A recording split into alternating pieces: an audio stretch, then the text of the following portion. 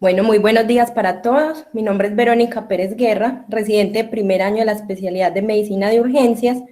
Mi asesor para el día de hoy, a quien agradezco por el acompañamiento, es el doctor Cristian Gómez, residente de segundo año de la misma especialidad.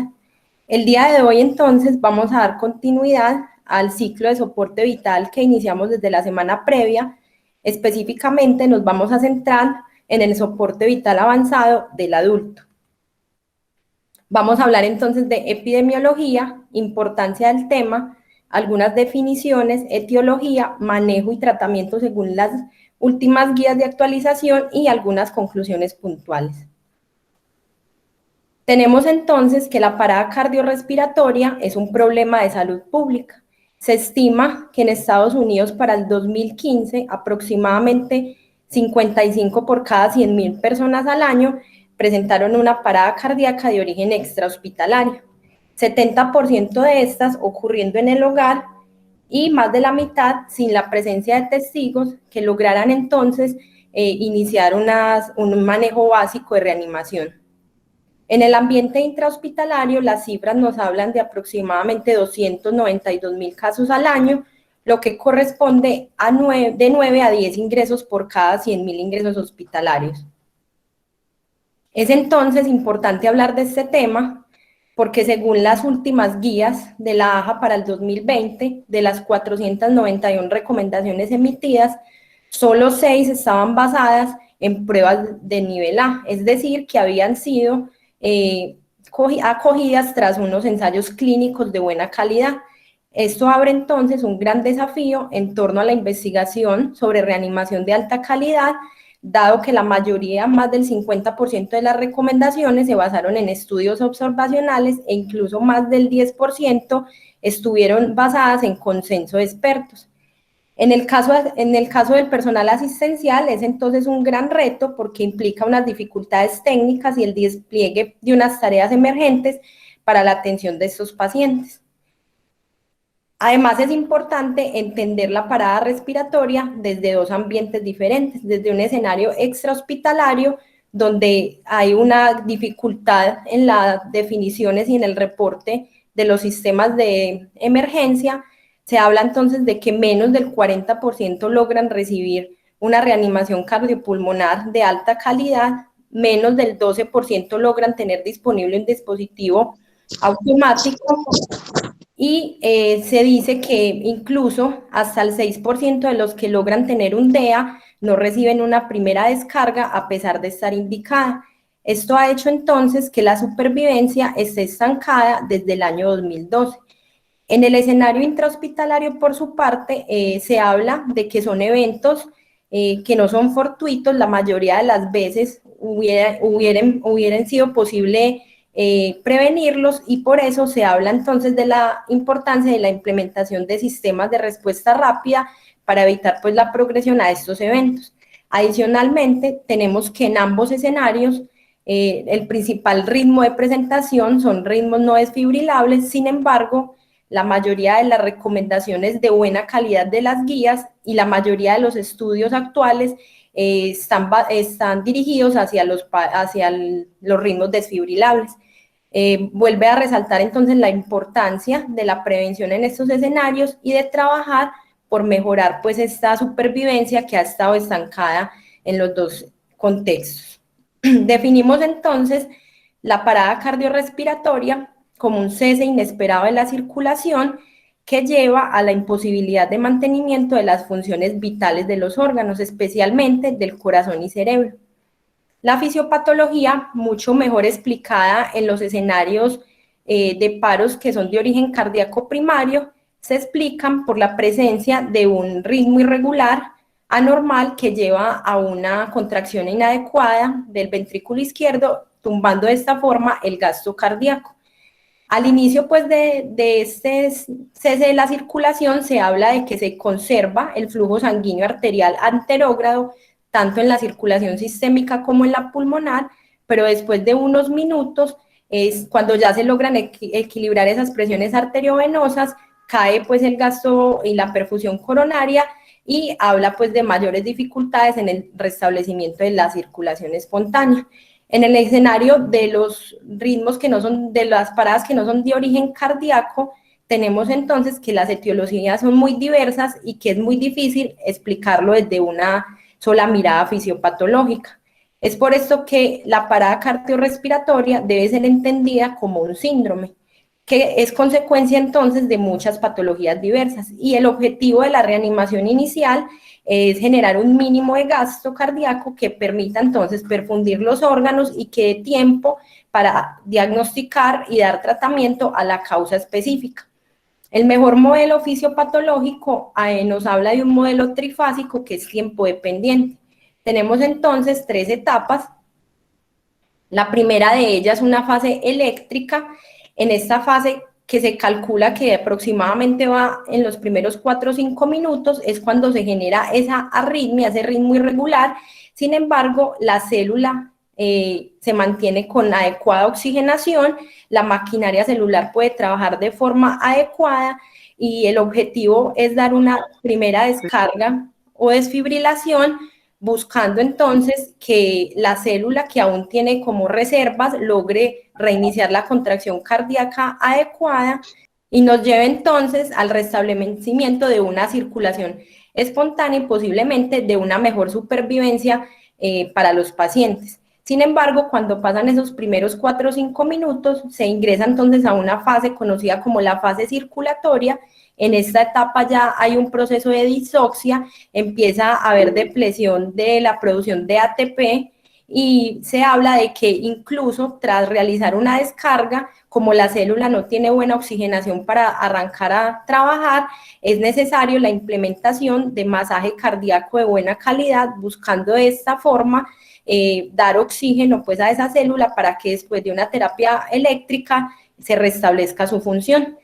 Luego de 10 minutos aproximadamente, si no se lograron instaurar estas medidas iniciales o no hubo respuesta a las mismas, se entra entonces a una fase que se conoce como la fase metabólica, donde definitivamente ya hay una isquemia global y focal. Tenemos que ya empieza a haber producción de radicales, que empieza a haber alteración de esa maquinaria celular, que hay acidosis, entrada de calcio intracelular y que el restablecimiento de la función de la célula es más difícil, incluso a pesar de la instauración de una descarga o de masaje cardíaco.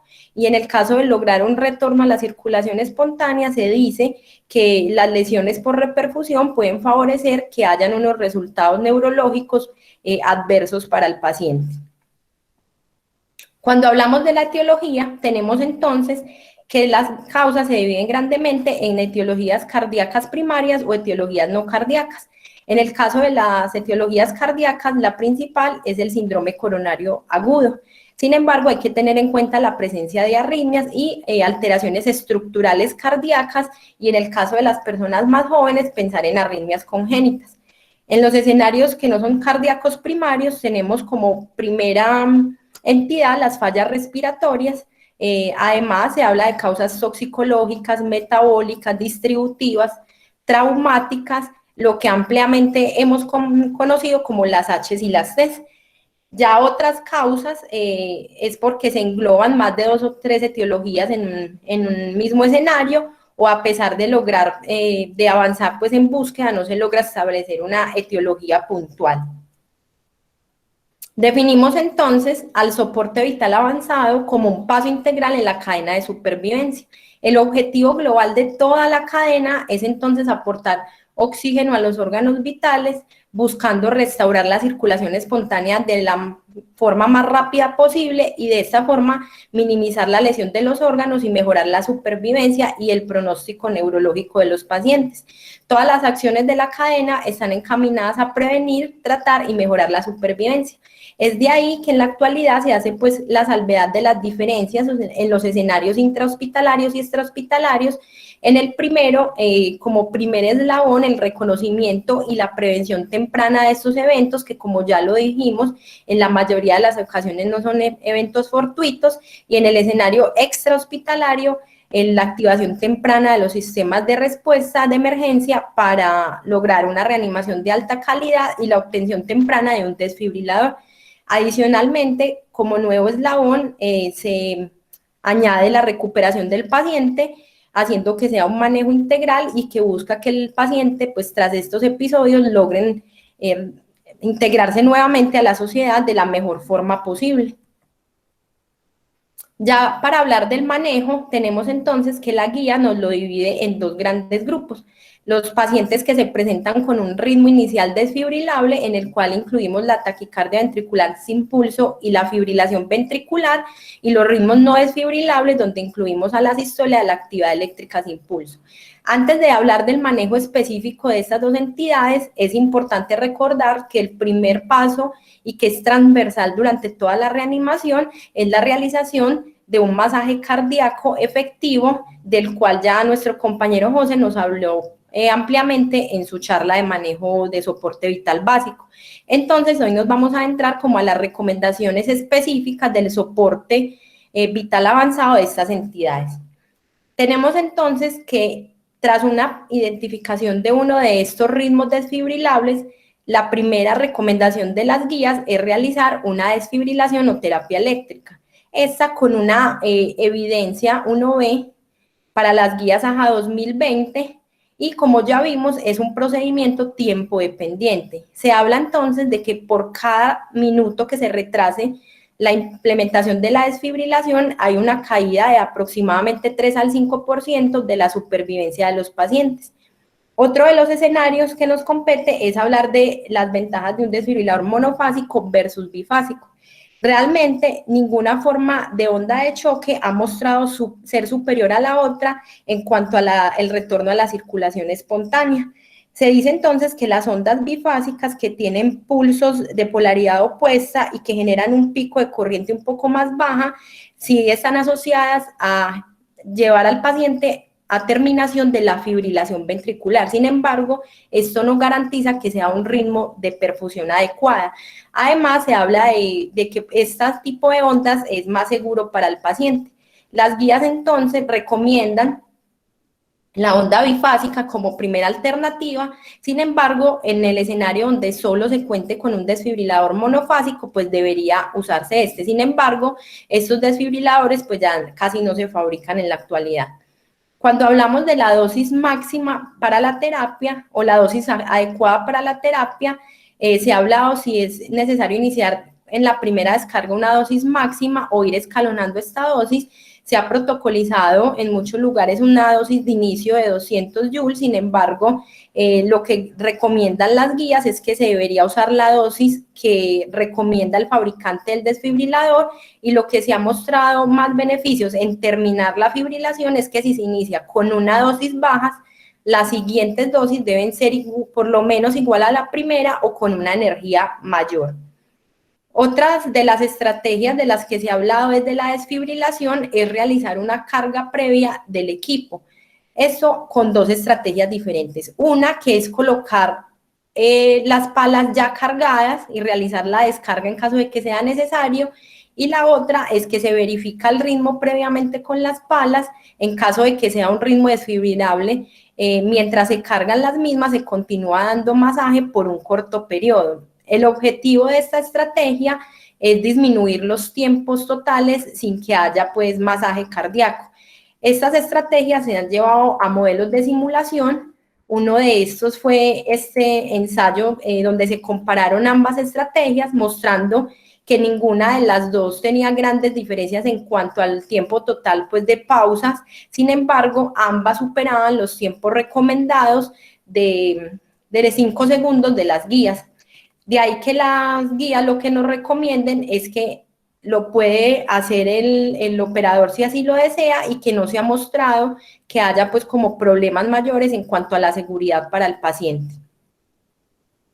Otra de las estrategias es realizar una descarga única, como es lo protocolizado en este momento, versus realizar una descarga doble, que puede ser secuencial o simultánea. Sin embargo, con la evidencia hasta el año 2019, las guías recomiendan que esta estrategia no se debería hacer por fuera de los entornos de reanimación, de investigación, dado que no se cuenta con la suficiente evidencia y que no se tienen protocolizados pues los escenarios para realizar la misma. Posterior a la recomendación de la guía, que se basó en estudios observacionales, aparece este que es el primer ensayo clínico sobre el tema, el estudio DOSE, publicado en el año 2020, donde se habían aleatorizado 156 pacientes a recibir 3 estrategias diferentes. Unos recibieron la terapia estándar, los otros recibieron terapia con cambio de vectores, en los cuales se aplicaron las palas de forma anteroposterior, y otro tercer grupo que recibió una descarga doble secuencial. El objetivo y el resultado primario que buscaban los investigadores era mirar si era un procedimiento factible y seguro, y ya como desenlace secundario buscaron retorno a la circulación espontánea. Ellos dicen con sus resultados que es un procedimiento factible y seguro, y que en términos de retorno a la circulación espontánea, el cambio de vectores obtuvo el 39%, la desfibrilación secuencial el 40%, comparado con la desfibrilación estándar, que llegó al 25%. Sin embargo, en este estudio no se consideró la supervivencia al alta o la supervivencia después del egreso hospitalario. Muchos detractores sobre este estudio, incluso hay varias editoriales donde se abogaba pues como por no implementar este tipo de protocolos, ya que no hubo un protocolo claro, no se determinó cuál era el tiempo que se debería esperar entre una descarga y la otra. Además, no se logró tener un momento óptimo para la misma. Muchos la realizaban luego de una tercera descarga fallida. Sin embargo, en otros escenarios se realizó tras una sexta descarga fallida. No se explican entonces estos autores por qué dentro del estudio se incluyó un cambio de vectores, cuando el objetivo pues del estudio era buscar los resultados de la terapia doble secuencial. Y otra cosa que llama la atención y genera la duda es si este tipo de procedimientos pues tienen una adecuada validez externa, ya que en los escenarios principalmente prehospitalarios, donde incluso, como ya vimos, ha sido difícil instaurar un uso adecuado del DEA, pues sí vale la pena obtener un segundo desfibrilador. Entonces, por ahora nos quedamos con que este tipo de procedimientos o estrategias aún no se debe realizar por fuera de los escenarios de investigación. En cuanto al cambio de la colocación de las palas, lo que normalmente se utiliza y lo que está protocolizado es la colocación de unas palas anterolaterales. Sin embargo, se mencionan otras estrategias como unas palas anteroposteriores. Las guías no dicen que no hay unas diferencias estadísticamente significativas en la implementación de estas palas. Sin embargo, se ha demostrado desde la fisiología, o se explica desde la fisiología, que colocar unas palas anteroposteriores podrían tener mayor contacto con la masa cardíaca y favorecer pues unos mejores resultados. Por ahora pues no hay unos estudios que avalen estas observaciones, y se deja pues como a discreción del operador realizar cambios en la colocación. Lo que sí es importante y se debe tener en cuenta es que no se debería colocar pues las palas donde haya abundante tejido graso, tejido con mucho vello. Entonces ahí es donde aplicaría más el cambio pues como de colocación de las palas. El siguiente paso que nos propone el algoritmo tras una primera descarga fallida es obtener un acceso intravenoso o intraóseo.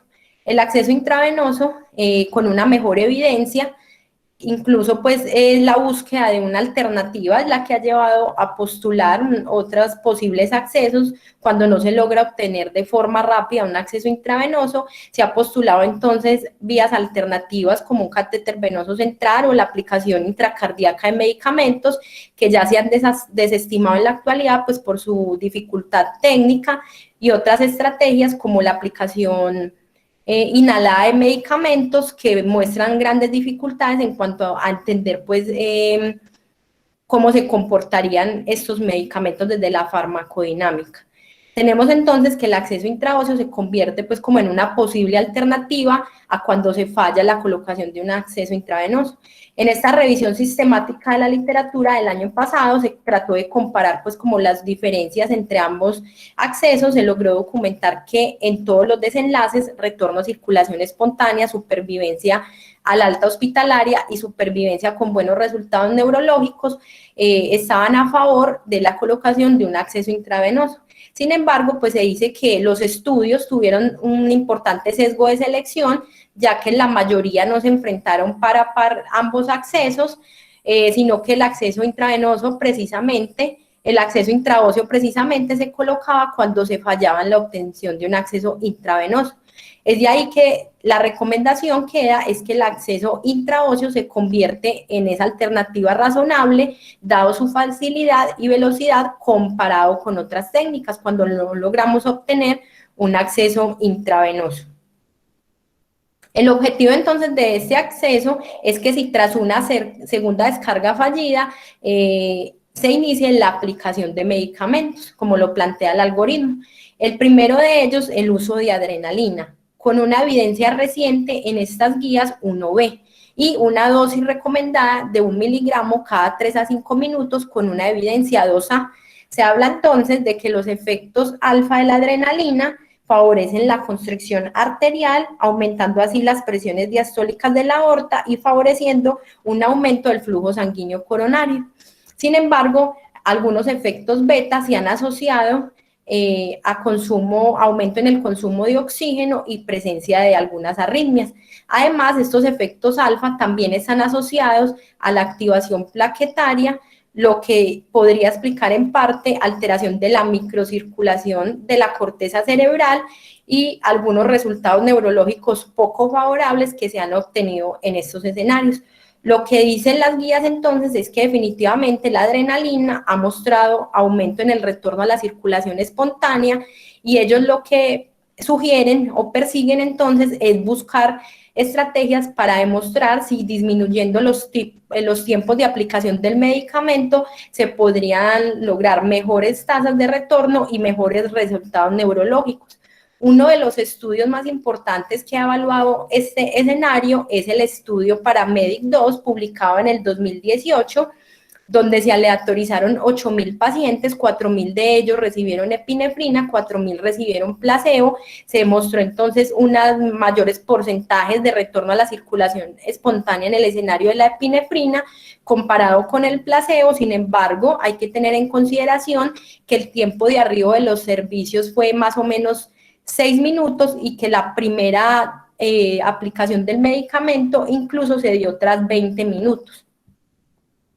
Es ahí que incluso los mismos autores sugieren que la adrenalina, comparada con otras estrategias como el inicio temprano de masaje cardíaco por personal LEGO o la realización de una primera descarga en caso de que sea indicada, comparado entonces con estas estrategias, la adrenalina necesita un número necesario a tratar de 112 versus 15 y 5 con estas otras estrategias mencionadas.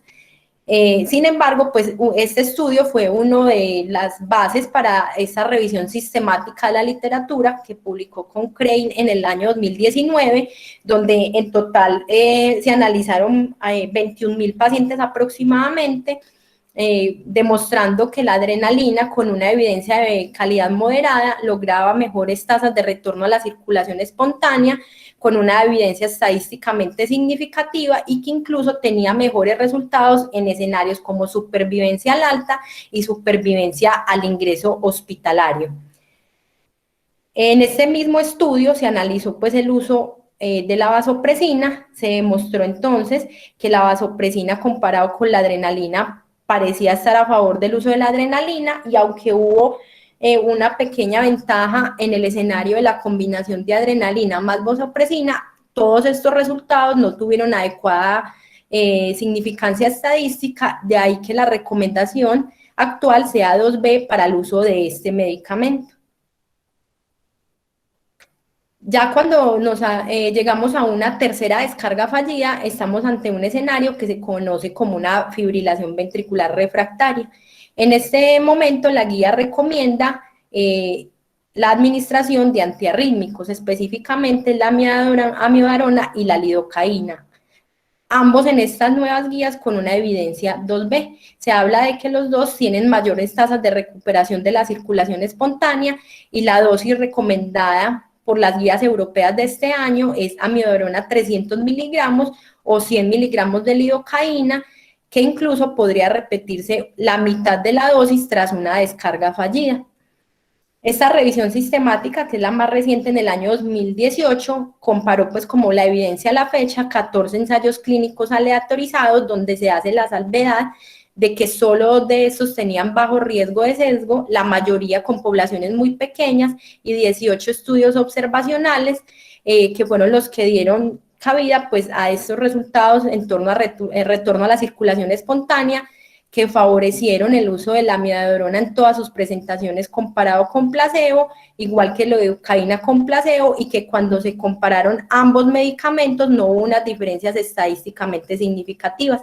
Sin embargo, se hace la salvedad de que la base de la recomendación fueron entonces estudios observacionales y que los tiempos del inicio del fármaco fueron muy diferentes, entre 10 a 30 minutos, lo que cual no permite dar pues como una mejor evidencia en la recomendación.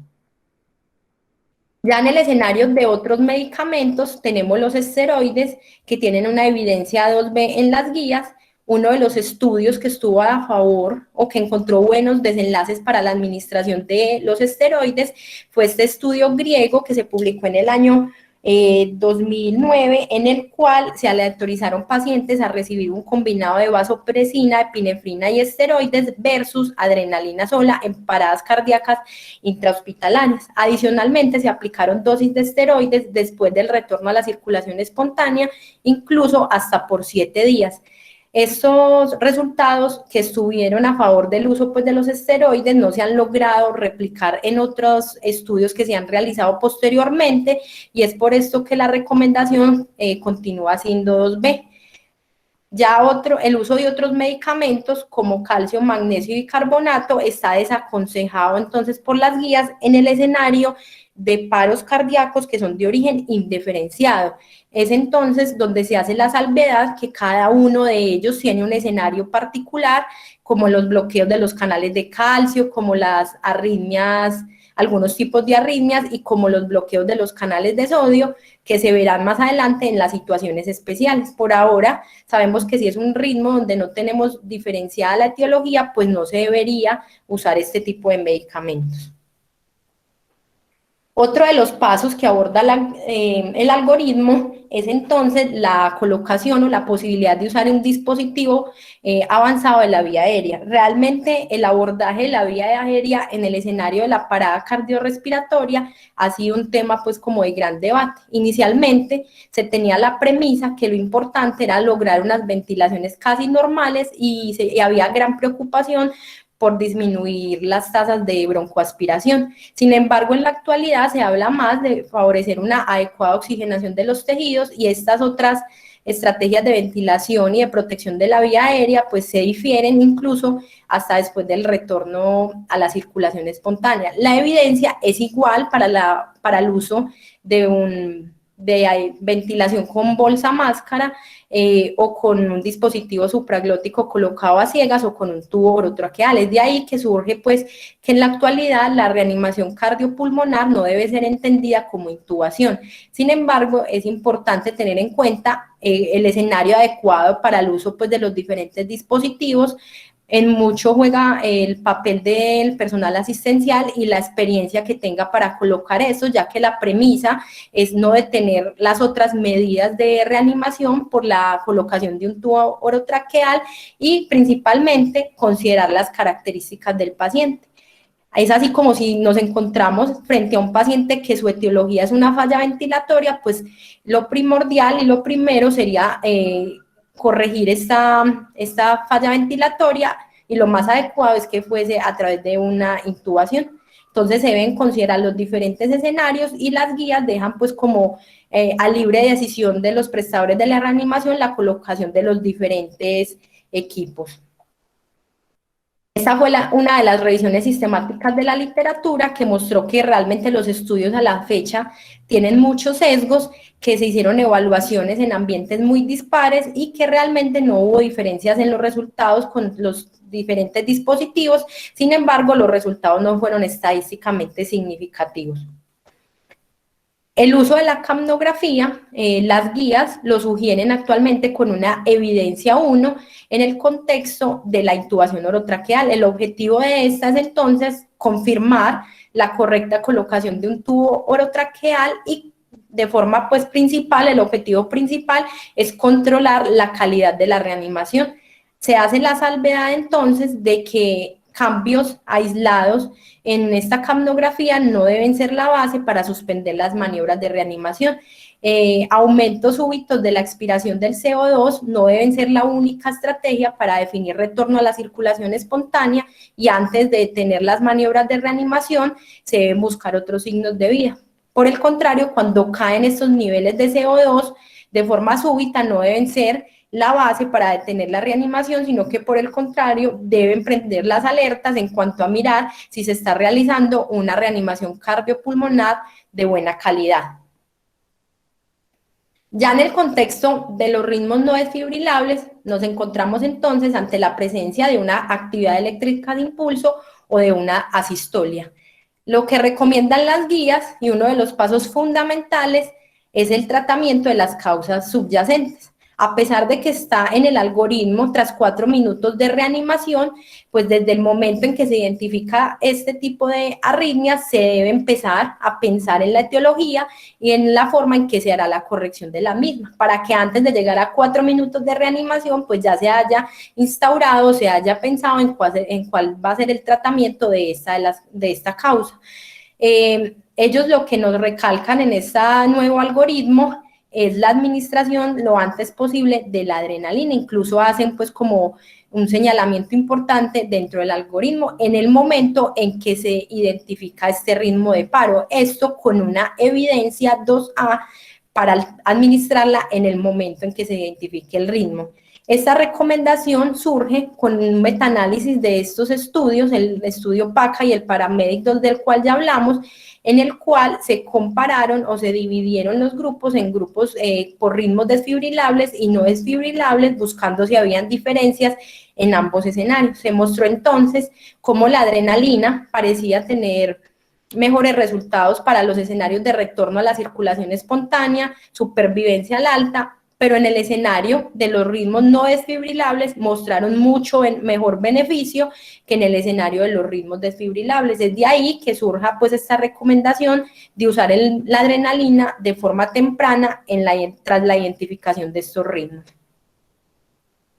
Por otro lado, este estudio de corte observacional que se publicó recientemente en la revista Resuscitation, lo que buscaba era determinar si habían diferencias en el resultado basados pues en el ritmo inicial, que fueran explicadas por las características del paciente o por las características del paro.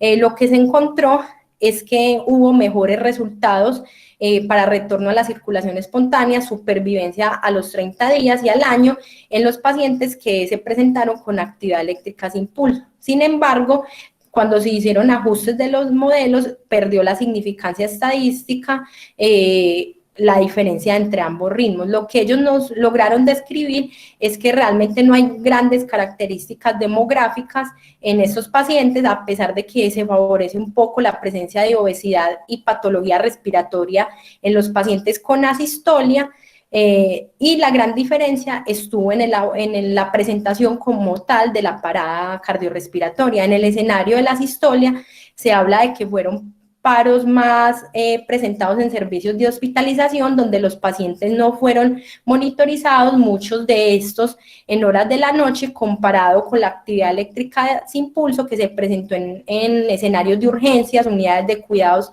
intensivos, donde los pacientes iban presentando un deterioro progresivo y entraron pues en este ritmo de paro. Esto recalca la importancia en el ambiente intrahospitalario, la implementación pues de unos sistemas de respuesta rápida y de la adecuada monitorización de los pacientes que eviten pues la progresión a estos ritmos. Adicionalmente, como lo vimos en el algoritmo, uno de los pasos fundamentales en este tipo de parada es la identificación y tratamiento o corrección temprana de la etiología. Es ahí donde entra en juego otras estrategias, como la realización de una ecografía a la cabecera del paciente. Las guías actualmente hacen énfasis en la importancia de que esta estrategia no debe provocar interrupciones en las otras medidas de reanimación, y en el entorno del diagnóstico de las causas lo colocan con una evidencia 2B, haciendo la salvedad entonces de que hallazgos aislados no deben ser usados para diagnóstico específicamente, o recalcan que una dilatación ventricular derecha aislada no se debe usar como solita para diagnosticar una embolia pulmonar, ya que este hallazgo puede estar presente en muchas otras etiologías de la parada cardiorrespiratoria. Adicionalmente, desaconsejan su uso para tomar pronóstico o para definir pronóstico. Todo esto surge porque los estudios han sido muy heterogéneos y ellos dicen que los protocolos no son unificados, que son protocolos muy variables, que no permiten hacer pues una adecuada recomendación en torno al uso de estas herramientas. Otra de las salvedades que hacen es que siempre debe ser realizada por operadores especializados, favoreciendo entonces mejores resultados y disminuyendo los tiempos en las interrupciones. De ahí que surja pues la importancia de continuar la investigación sobre el tema de la ecografía. Finalmente, otra de las recomendaciones para el manejo pues, de los pacientes en parada cardiorrespiratoria es la implementación de una reanimación cardiopulmonar extracorpórea con una evidencia 2B para pacientes seleccionados y como terapia de rescate cuando ya han fallado otras estrategias. Esta terapia se realiza a través de un ECMO arteriovenoso que busca como objetivo dar tiempo o puente a que se resuelvan las posibles etiologías o se tomen otras decisiones en torno pues al manejo del paciente, y el fundamento de esta estrategia es la colocación entonces de un catéter venoso para obtener sangre desoxigenada que va a pasar a través de una bomba y de una membrana que hará las veces de oxigenación de la sangre y se retornará entonces a la circulación sistémica sangre oxigenada que favorecerá la oxigenación y la perfusión de los diferentes tejidos. Esa revisión sistemática publicada en el 2018 que recogió pues como lo que había hasta la fecha, la mayoría de estos estudios observacionales pequeños, pequeñas descripciones de casos o resultados anecdóticos, mostró pues una gran diversidad en los resultados que no permitió dar una recomendación adecuada del tema. Sin embargo, el año pasado aparece este, que es el primer estudio clínico aleatorizado sobre el uso de terapia ECMO en escenarios de reanimación cardiopulmonar, en el cual se aleatorizaron 30 pacientes, 15 de estos recibieron terapia estándar, 15 recibieron terapia ECMO. El objetivo primario o el resultado primario que buscaron los investigadores fue supervivencia al alta hospitalaria, encontrando entonces supervivencia de uno de los pacientes de la terapia estándar, comparado con 6 pacientes de 14 que terminaron en el estudio de ECMO, y se dio una terminación temprana, pues como por los resultados que habían obtenido. Ellos documentan que no hubo grandes efectos adversos para el paciente. Sin embargo, entonces quedan las dudas si esta terminación temprana, donde ya se detuvo la inclusión de otros pacientes, no pudo favorecer entonces una sobreestimación pues como de los resultados del estudio. Lo que sí es que los análisis se han hecho hasta 1, 3 y 6 meses, mostrando pues mejores tasas de supervivencia en estos escenarios. Otra de las dudas es que si la terapia ECMO en estos escenarios tendría una adecuada validez externa, considerando, por lo menos en nuestros escenarios, la dificultad pues de adquisición y de realización de la misma por el despliegue de equipos y personal especializado que requiere. Ya como conclusiones, tenemos entonces que se debe continuar investigando sobre reanimación cardiopulmonar de alta calidad, que es necesario continuar educando en adherencia a las guías, que el soporte vital avanzado se debe reconocer como una de las partes de la cadena de supervivencia y que es fundamental no desligarla de los otros eslabones, que se debe hacer todo lo posible para disminuir las interrupciones en reanimación de alta calidad y que la implementación de otras estrategias se debe considerar según los diferentes casos particulares. Eso era todo lo que tenía para contarles el día de hoy. Estoy atenta a preguntas, a sugerencias o recomendaciones. Muchísimas gracias. Buenos días. Hola, profe, ¿cómo está? Bien. Antes de cualquier cosa, el doctor Vallejo tiene la mano levantada, pero yo veo por ahí conectados al doctor Alfredo Caballero, el doctor Sergio Muñoz y el doctor Diego Giraldo. Sergio y Diego, yo creo que son de las personas que más deben conocer de este tema y quisieran conocer la opinión de ellos y del doctor Alfredo, pues que está muy en contacto con el tema todos los días. No sé si de pronto quisieran aportarnos acerca de su experiencia y de lo pues que consideran que deberíamos mejorar en este orden. Doctor Alfredo, bienvenido.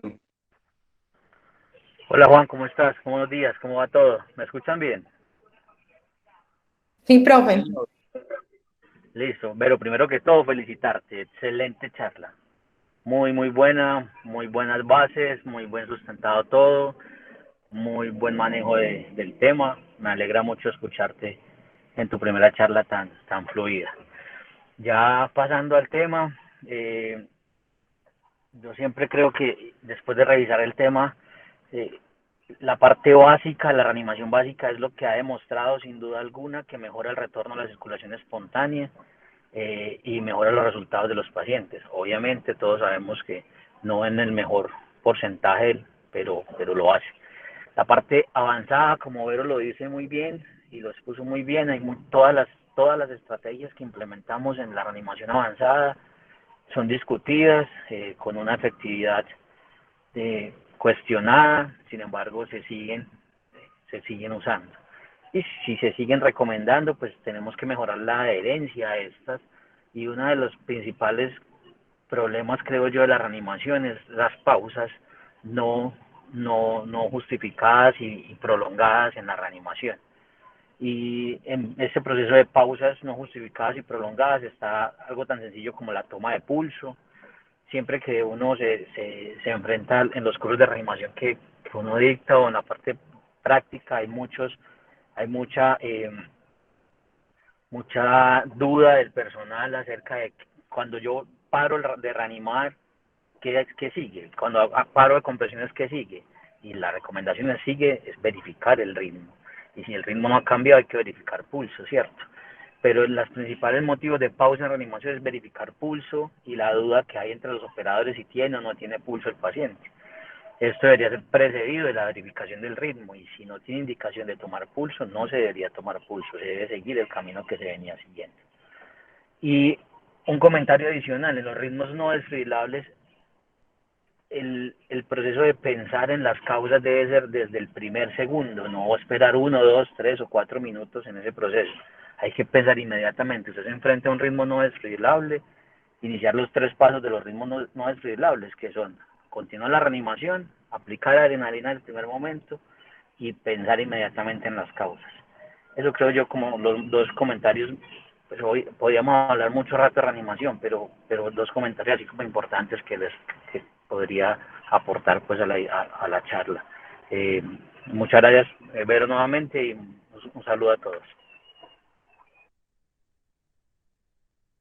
El doctor Diego Giraldo había levantado la mano, no sé si todavía quiere intervenir. Buenos días, profe Juanma. Hola, Vero, ¿cómo estás? Vero, concuerdo con el doctor Alfredo. Primero que todo, felicitarte porque hiciste una muy buena exposición. Esta primera exposición siempre es un reto muy grande cuando entramos a la residencia y creo que te desenvolviste muy bien, te enfocaste como en todo lo que es realmente muy importante en la guía con su respectiva evidencia.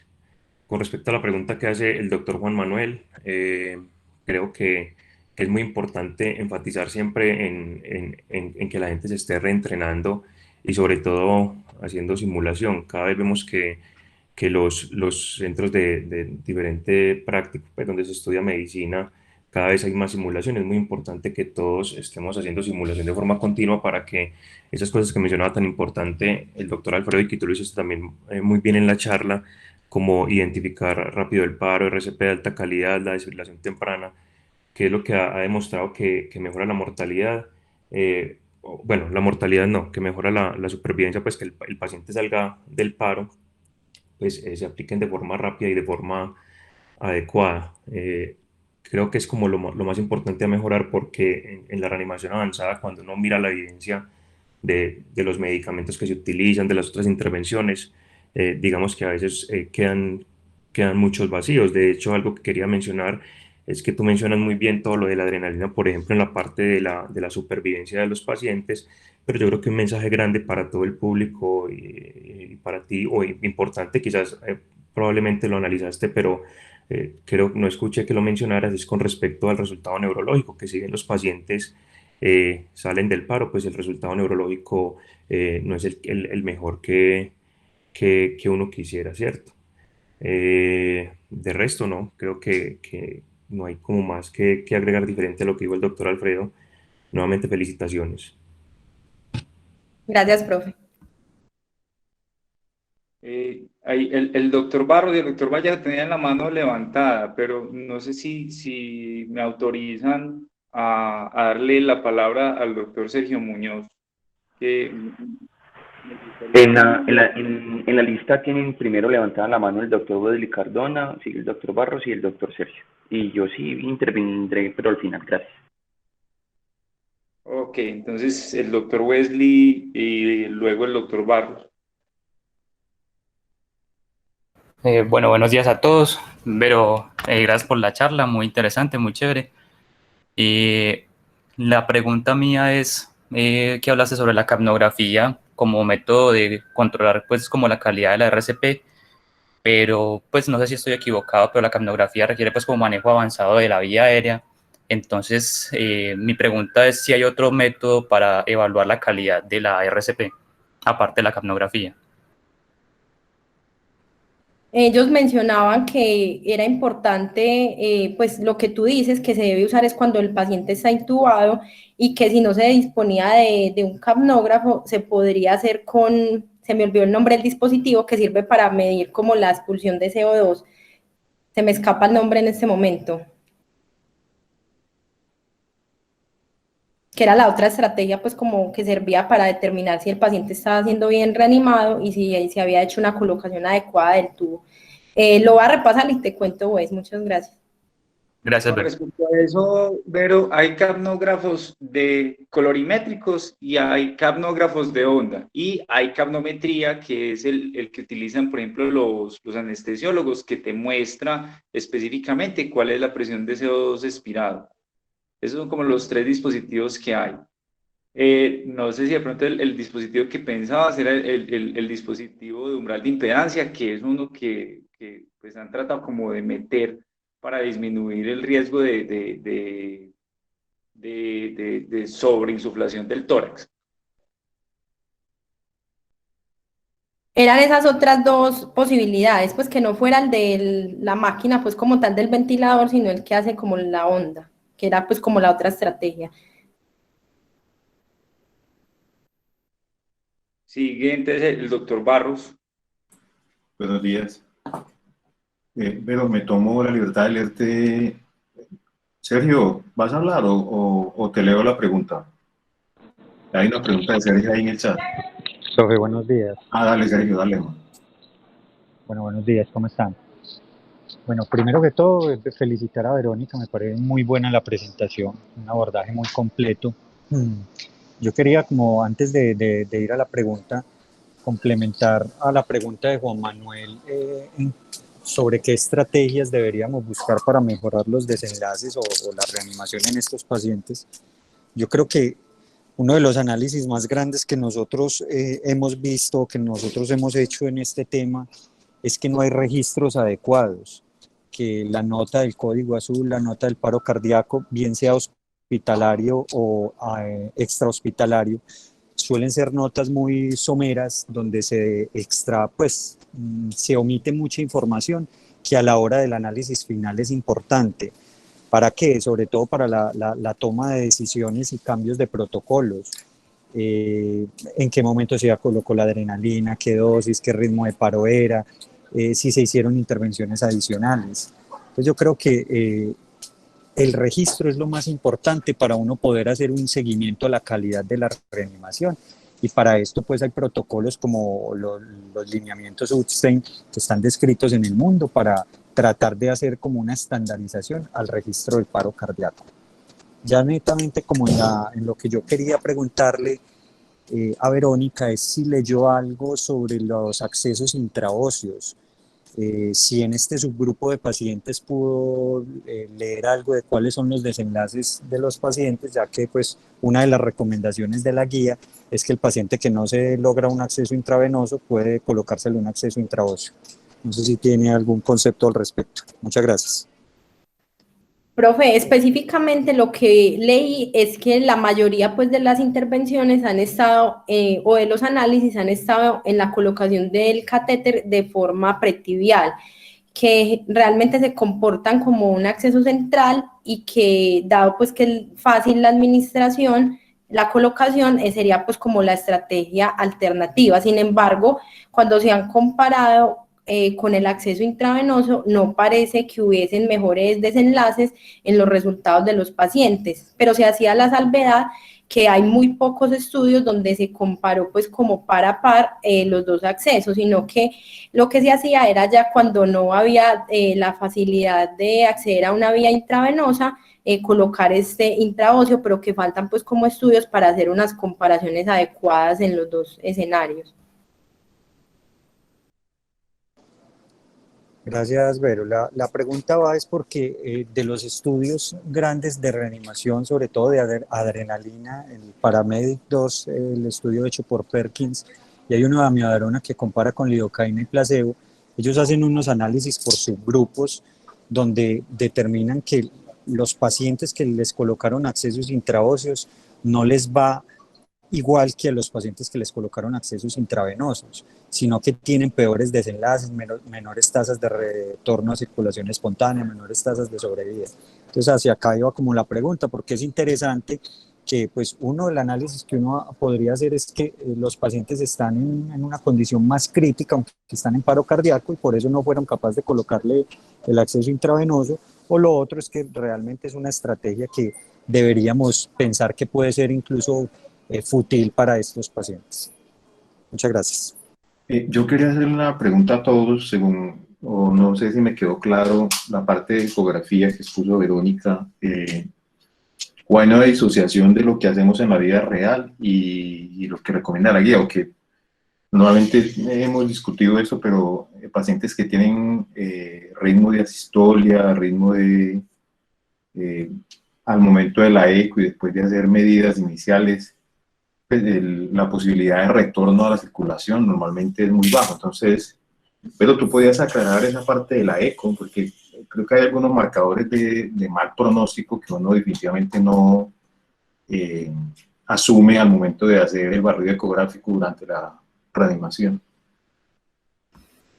Profe, la recomendación es que con la evidencia que hay a la fecha no se debe usar la ecografía para determinar el pronóstico de los pacientes. Sin embargo, lo que sí mencionan es que cuando se identifica algún grado de actividad cardíaca, esto parecería estar a favor pues, de mejores resultados para retorno a la circulación espontánea en los pacientes.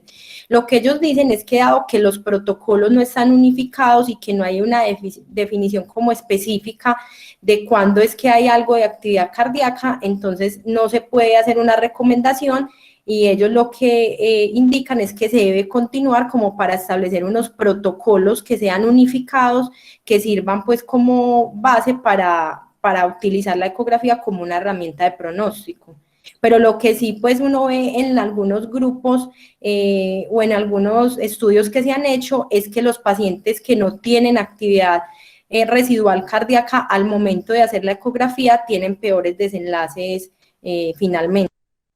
Sí, exactamente a ese punto me refería, como una disociación de lo que dice la guía y lo que hacemos en la vida real. Juanma, dale, yo. Bueno, cortico les cuento, vea. La recomendación inicial de que se hacía de establecer, ayudarse de la ecografía para establecer pronóstico nace de un estudio en el cual encontraron una asociación de mortalidad del 100% en aquellos pacientes que tenían cardiac standstill, o sea, completa quietud cardíaca. Completa quietud quiere decir que ni siquiera pues haya una fibrilación fina, que no haya absolutamente nada de movimiento, e incluían trombos intracardíacos.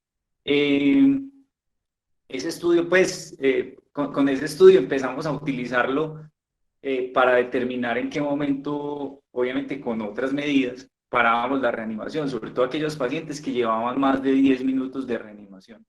De manera que si el paciente dura más de 10 minutos con parada cardíaca completa, ya la mortalidad es del 100%. Ha habido otros estudios que han refutado eso, donde han encontrado que a pesar de encontrar esta parada cardíaca completa, el paciente retorna a circulación espontánea. La pregunta o la cuestión que se hacen, la conclusión a la que llegan los autores es que en muchos de estos estudios, pues, las personas que hacen la ecografía no son personal experto y que posiblemente podrían haber malinterpretado las imágenes, tanto la quietud cardíaca total como la actividad cardíaca residual. Entonces ahí quedamos como en veremos todavía, pero en muchos grupos todavía lo utilizan, sobre todo si el paciente lleva en actividad eléctrica sin pulso más de 10 minutos y pasa de una actividad cardíaca residual a nada de actividad cardíaca, se asocia con una mortalidad del 100%. Sí, de acuerdo. Yo creo que en la vida real definitivamente si aplicamos conceptos que vienen desde la ECO, a pesar del nivel de recomendación que da la guía, ¿cierto? Pues por lo menos en mi caso pienso que hay, ciertamente sí tomo ciertas decisiones dependiendo del contexto clínico basado en estos hallazgos, ¿cierto? Gracias, Juan. Hay una consideración, y es que cuando se habla de ausencia de actividad cardíaca total, es que usted se tiene que quedar mirando el corazón al menos 10 segundos y no puede haber ningún movimiento en la pared pues en ningún sector del ventrículo izquierdo al menos. Entonces, pues de pronto en eso fallamos, en que no tenemos como el juicio de esperar los 10 segundos a veces. 10 segundos en un contexto de reanimación es mucho tiempo. Sí, es cierto. Ahí tenía la mano levantada Rubén, luego el doctor Vallejo y por último Jason.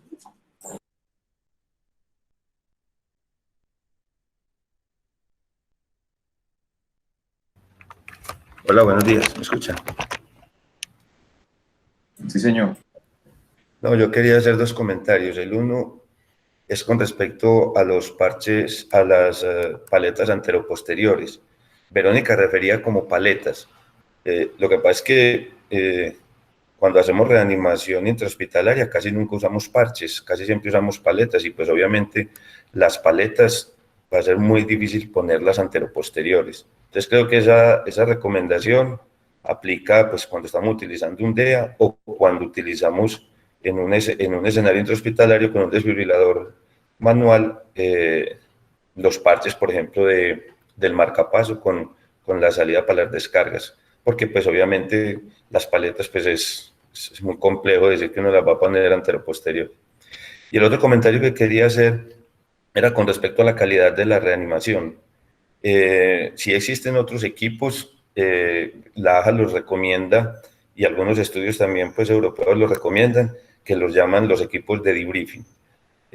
No sé, pues creo que ustedes todos los han visto, son como una cajita que se pone sobre el pecho del paciente y me sirve para sobre todo valorar la reanimación básica, es decir, la profundidad, la frecuencia, las interrupciones, el tiempo de la reanimación, y además me sirve para lo posterior, que no escuché si Verónica lo mencionó, pero que me parece muy importante, y es hacer los debriefing al final de cada evento, sea simulado o sea real, porque eso ha demostrado que mejora el rendimiento de los grupos. Muchas gracias. Gracias, doctor Rubén. Sigue el profesor Vallejo. Pero Juan Manuel, yo creo que respondió a tu pregunta, Carlos, pero yo creo que él iba a hacer otra intervención, entonces yo creo que aprovechar para que la realice. Sí, bueno, yo no he felicitado a Verónica, muchas gracias, muy buena charla, y es más con respecto a la monitorización de la reanimación. ¿Cómo podemos monitorear la reanimación si no tenemos capnografía? Que fue una de las preguntas que hizo el doctor Wesley. Y yo sé que van a decir que yo siempre me meto con la parte de eco, pero sí, la ecografía sirve para monitorear esto. Ahí existen muchos grupos en el mundo que utilizan la ecocardiografía transesofágica durante el momento de la reanimación para evaluar el gasto cardíaco, para evaluar el volumen sistólico con cada una de las compresiones y hacer modificaciones tanto al sitio como a la calidad de las compresiones. Hay poquitos estudios pues realmente y son algunos centros que lo utilizan. Cada vez más tenemos la disponibilidad de sondas transesofágicas en urgencias. Eso pues presenta algunas dificultades. Yo creo que, como decía ahorita el doctor Diego, tenemos que hacer un enfoque multimodal para la evaluación de estos pacientes, pero pues les sugiero que lean como esa parte porque es bien interesante.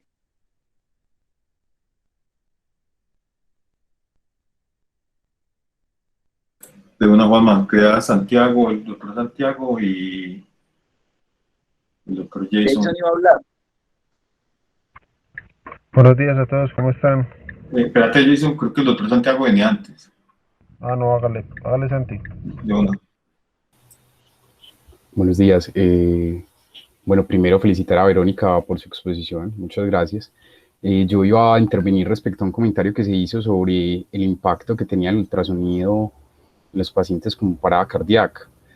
Realmente es complejo. Recuerdo el último metaanálisis que es de este año, que trata de reunir los estudios que nos suman, entre todos ellos, 6, 7 estudios, más de 200 pacientes, respecto a cuál es el desenlace final de ellos, si impactan algo en la supervivencia o en el retorno a la circulación espontánea el uso de ultrasonido, ¿cierto? Teniendo en cuenta que va a haber un equipo preparado con suficientes operadores para realizarlo. Pero yo considero que en un escenario de donde hay un margen, digamos, de maniobra tan estrecho, realmente, por ejemplo, llegar a diagnosticar un taponamiento cardíaco entre 200 paradas cardíacas va a tener tal vez un impacto respecto a la intervención que se podría llegar a realizar. O, por ejemplo, en uno de 200 paros cardíacos, tener dudas respecto a si es una fibrilación ventricular, tal vez, digamos, de complejos muy pequeños, versus una sistolia, donde el ultrasonido nuevamente, una visión subsifoidea que no va a interrumpir las compresiones, tiene lugar. Tal vez eso nunca lo vamos a ver reflejado en un estudio con 2 brazos que nos diga que esta intervención tal vez es mejor a la otra. Entonces, personalmente yo creo que hasta lo que he leído en el momento, me parece que integrar el uso de ultrasonido en los equipos de parada cardíaca puede ser útil.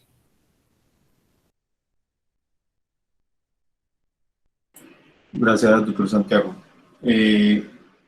Jason, dale.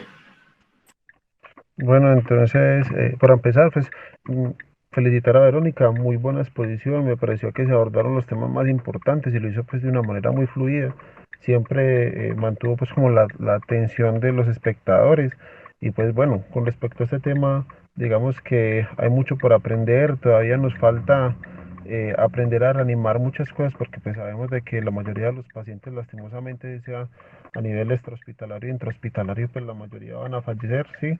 Y los que digamos que tienen un retorno a la circulación espontánea, digamos que la mayor preocupación que me deja es, bueno, sí, tiene signos vitales, pero digamos que qué condición neurológica va a quedar. ¿Y a qué voy con esto?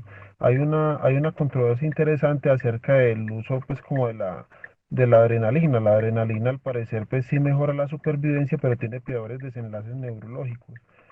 La cuestión es que es muy difícil decir esto, pues, porque resulta que uno no sabe si es que la adrenalina realmente empeora los desenlaces neurológicos en los pacientes que tienen retorno a la circulación espontánea o definitivamente es que la adrenalina es tan buena para reanimar que incluso los pacientes que neurológicamente ya estaban muy mal, igual los reaniman.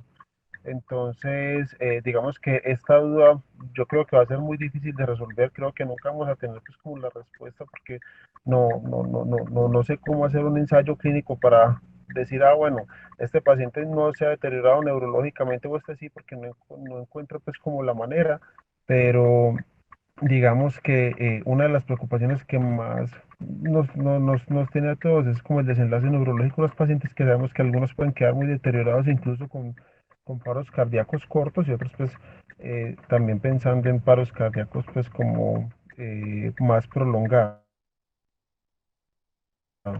de todas maneras, todavía nos queda mucho pues como por, por investigar. Y otra cosa con respecto al uso del ultrasonido, los invito a que en este último congreso que se hizo guiado por Valle del Lili hubo unas controversias interesantes con respecto al uso de ecografía en paro, y al menos la idea general que quedó era no uso de la ecografía en paro, porque pues digamos que al parecer no mejoraba como desenlaces, incluso podría retrasar otras intervenciones que sí eh, tienen como beneficio probado, pero igual, digamos que pienso que lo de la ecografía es algo que es muy nuevo y que falta pues como más tiempo y más experiencia, que los equipos se acomoden más a ello para mirar si realmente es benéfico o no. Muchas gracias. Doctor Jason, gracias. Doctor Vallejo, si vamos cerrando. Sí, señor, muchas gracias. ¿Me escuchan bien ahí? Sí, señor. Hola, ¿me escuchan bien ahí? Ok, perfecto. Bueno, Verónica, muchas gracias nuevamente por la presentación. Creo que es una presentación bastante buena, pesada, como todos lo sabemos, por la gran cantidad de componentes que hay que analizar en la reanimación cardiopulmonar avanzada.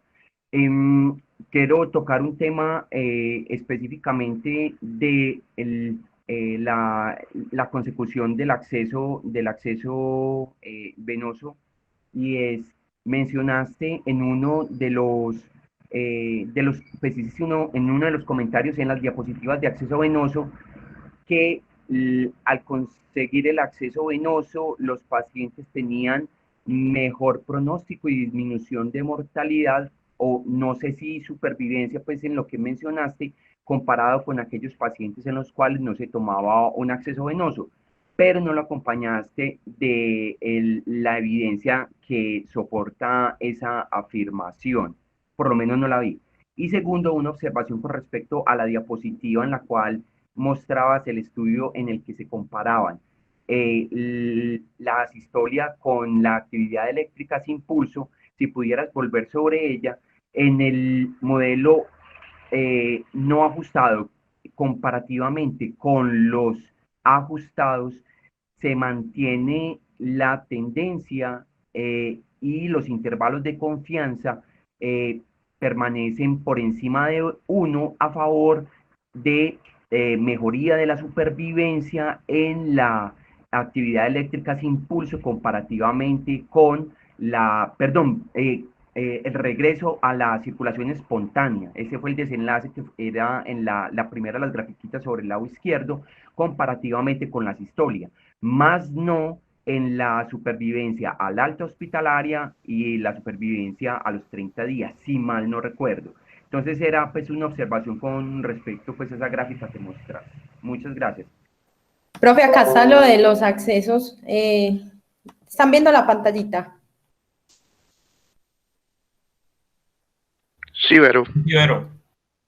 Acá era donde, esa era pues como en la revisión sistemática, donde se compararon la colocación de los dos accesos, intravenoso versus intraóseo, para la administración de medicamentos, y esta fue pues como los resultados del metaanálisis, acá a favor del intravenoso versus el intraóseo, en la mayoría pues como de los escenarios de retorno a circulación espontánea, supervivencia al alta, y con resultados neurológicos a favor de la colocación del acceso intravenoso. No, sí, está bien, pero el comentario que hiciste era en comparación con aquellos en los cuales no se tomaba. Entonces, no sé si de pronto eso que mencionaste en cuanto al efecto que puede tener la toma del acceso venoso con respecto a aquellos que no se toma, es porque no se les pone medicamentos, o finalmente porque no se les tomó el acceso intravenoso. Esa era No, pues como... realmente es porque no, pues porque el objetivo de la colocación del acceso es pues la administración de medicamentos, entonces es por el medicamento más que por el acceso. Y esa es la que usted mencionaba de las comparaciones. Eso.